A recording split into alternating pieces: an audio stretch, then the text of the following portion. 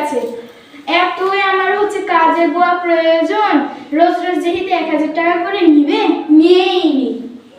আচ্ছা তাহলে আপনি এক কাজ করেন, এই জায়গাটা ভালো করে পরিষ্কার করেন। জি জি জি জি জি। এই যে এগুলো সব পরিষ্কার করেন, পরিষ্কার করেন তাড়াতাড়ি। হ্যাঁ এই যে কোণা আছে তো ময়লা, সব তাড়াতাড়ি পরিষ্কার করেন। রোজ রোজ 1000 টাকা করে নিলে তো ভালো করে কাজ করাবো না, ভালো করে কাজ করেন। কোণা কাছে যেন এক ফোঁটা না ময়লা থাকে। নে নে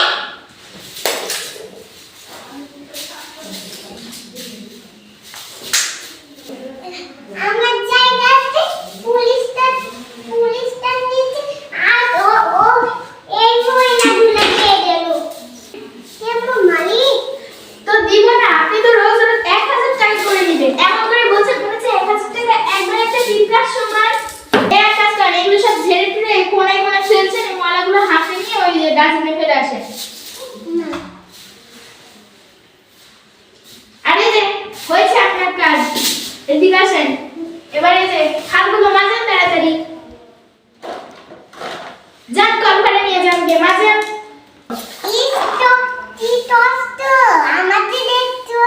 আমাদের লাগছে আর আর সামনে এটা ঝাড় দি তাড়াতাড়ি মাঝি তেরা আমাদের টাকা দিবেন চাই এটা দিবেন বেশ সিওয়াটা না ফেলে দিয়ে দাও।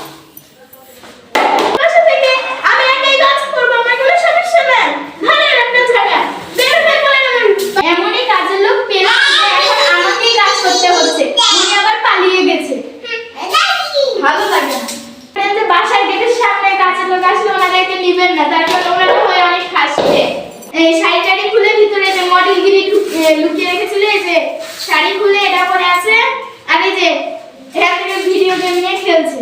এর কিন্তু মোটেই কাজের মেয়েরা, আপনি হচ্ছে এনার স্কিনটা ভালো করে দেখে নেন।